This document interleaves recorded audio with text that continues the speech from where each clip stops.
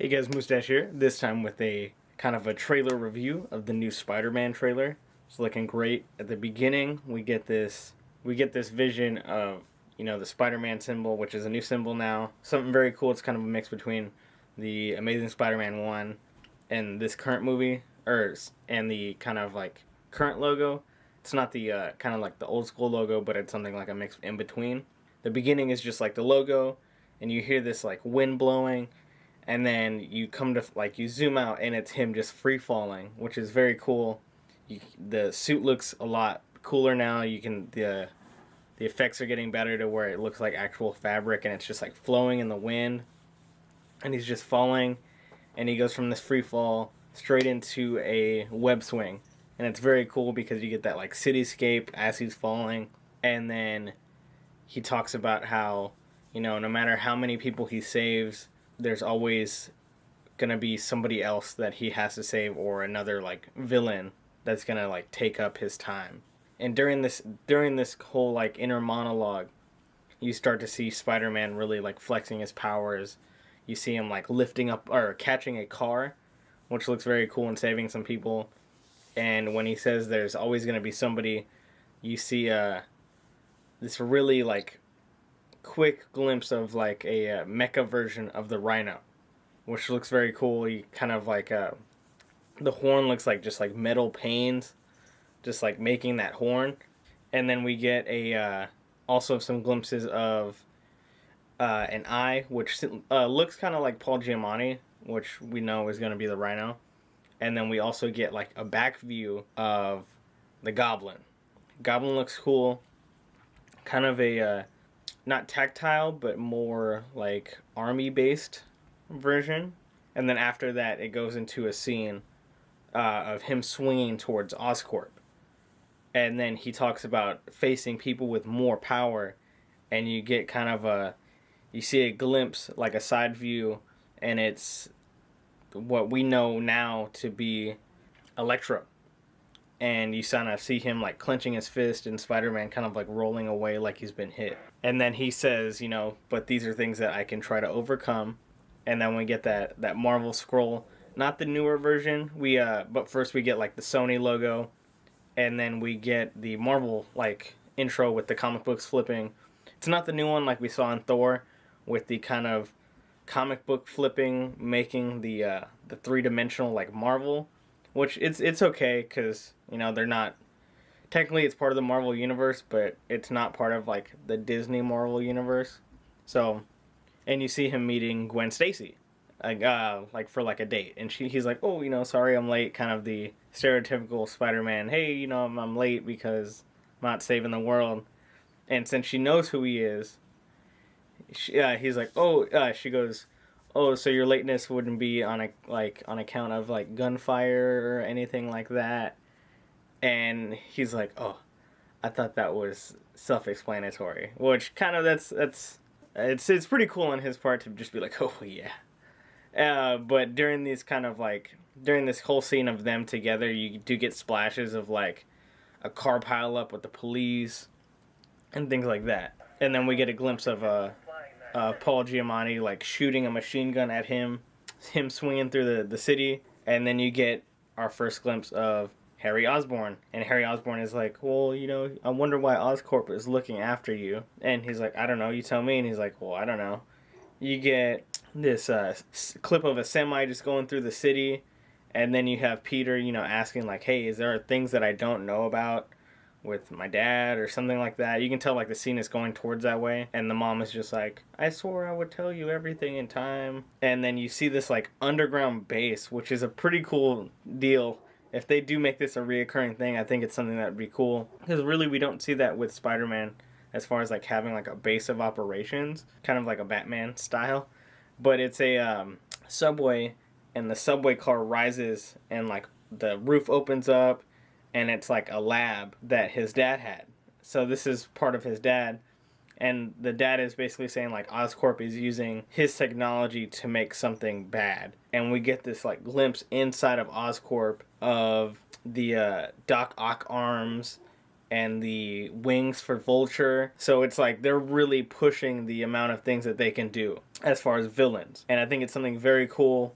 You get the scroll up of like different things that they have working, and one of them is Electro. And Electro's like in this water submersive tank, and you just like kind of see him rise. You don't really see his face. And it says, Harry Osborn says, like Oscorp could change the world. And then you get like another glimpse of like Electro from the back, and then you see the glider for the Goblin, which they're like testing them.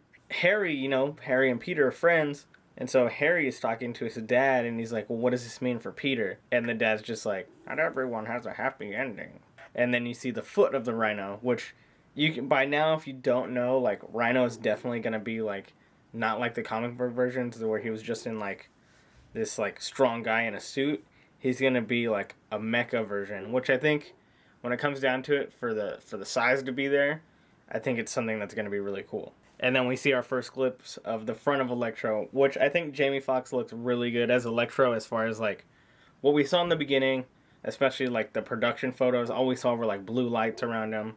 But when it comes down to it, I think it looks really cool. It's definitely a different take on the character as far as not having him in like a weird suit and just having like the powers. He's like made of electricity. And then he's talking about like, this is his choice, this is his path that he's taking to be like a hero. We get a glimpse of Goblin on the glider, and Spider-Man just like swing kicks him. And then we hear an overdub from Jamie Foxx as Electro, and he's like, soon people will know what it's like to live in a world without. And like it just pauses, and you see like this glimpse of different things happening in the movie, and he's like, without power. He says without mercy and without Spider-Man. And then right after that, you kind of see a flash forward into this fight scene between Electro and Spider-Man, and it's really cool because you see Spider-Man swinging around all these like different like pillars, which are probably like electric conductors or something, and Jamie Foxx is just like zapping everywhere, and like you can see the electricity trails, and like you can tell that like he's just like flying through. So he's zapping around these conductors, and then we get that title screen, The Amazing Spider-Man 2. Looks great. Get kind of a yellow like light behind it, and then it says his greatest battle begins. So for me, I'm hooked. I'm not a super big Spider-Man fan as far as like comic books. I have been a Spider-Man fan as far as like everything that's happened with Spider-Man. I've always been like, oh, I'm at least gonna check that out. Spider-Man is kind of like, he's kind of like the normal guy who's come up, gotten superpowers, and is now this extraordinary being. But definitely something I'm gonna check out. We got Gwen Stacy, we got Peter Parker, the cast of characters. We see Aunt May. We don't see anything as far as like Gwen Stacy's dad. I think we might see a glimpse of him just like real quick. But it's gonna be great. I can't wait for the movie. We're definitely getting like hints as far as like where they want to go in the series. We have in this movie we got Rhino, Electro, as well as a glimpse of the Hobgoblin. If it's not a full battle, it's gonna be at least like the beginnings of something that's gonna go for a long time. As well as I think we're gonna see where Harry Osborn and Peter Parker are friends, and they sever ties because of something that happens between them. Harry essentially says, hey, I'm going after Spider-Man. Because, not he... I want to say in the majority of the stories, he doesn't know Peter is Spider-Man until, like, his last moments, or just, like, in glimpses. There's a lot of things that happen that gives him hints, but I think he doesn't want to believe it. But other than that, we do get glimpses for Doc Ock. We get glimpses for Vulture, which we haven't heard anything about like a Venom or a Carnage, which I think would be something cool. I think they did show pictures of a Venom type character, so I'm not sure where they're going to go with that. As well as we did see glimpses of Mary Jane as far as who they had chose at the time for Mary Jane, which for me, I wasn't too happy with the choice. We get the the woman from Secret Life of American Teenager. I didn't watch that show. She's doing a lot of book movies now. I'm not sure of her name. I'll pop up a picture though.